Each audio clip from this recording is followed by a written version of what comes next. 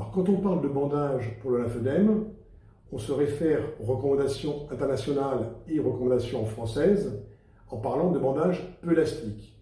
Il s'agit donc de bandes à allongement court, mis en superposition, ce qu'on appelle multicouches, et non pas de bandes de différentes catégories et de différentes qualités physiques, exemple élastique, cohésive ou collée, assemblées ensemble comme parfois cela se fait dans les pathologies vasculaires.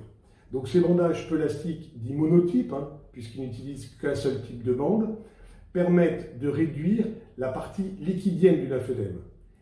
Il faut aussi se rappeler que le lymphodème, qui augmente le volume de façon globale, contient essentiellement du tissu, adipeux, donc du gras, et de la peau épaissie, qu'on appelle parfois la fibrose.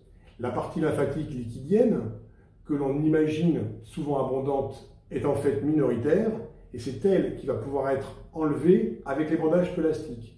On perd donc environ 30 à 40%, qui est la partie liquidienne du lymphodème lorsqu'on fait un traitement intensif, et la partie restante étant la partie solide qui ne disparaît pas ou qui ne diminue pas lors du traitement intensif par bandage peu élastique. Ces bandages peuvent être faits sur des durées de 5 à 3-4 semaines en fonction du volume du lymphodème.